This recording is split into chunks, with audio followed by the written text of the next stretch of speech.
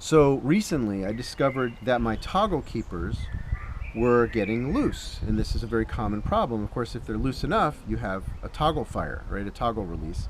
And I had not one but two this week, and I said, all right, I'm going to need to get a sewing machine and do a stitch row right next to the normal stitch row to tighten it up. But I don't have a sewing machine because I'm on the road traveling around doing the canopy course tour. We're in Estonia right now, in Tallinn. And so what I've been doing the past bunch of jumps is I put a rubber band, just cut off a rubber band, and put that up inside there. And then when I stow the toggle, now it has some holding power. It feels pretty good, and so it's managed to keep the toggles from firing. Obviously, this is not a substitute for the real long-term solution of your rigger throwing a stitch row in there to snug it down, or maybe getting new risers.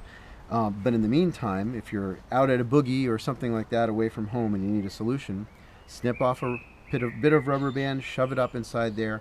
I don't think it's going to create any sort of problems. Haven't noticed any. Uh, but I think it can solve your problem right now. Hot tip from Estonia.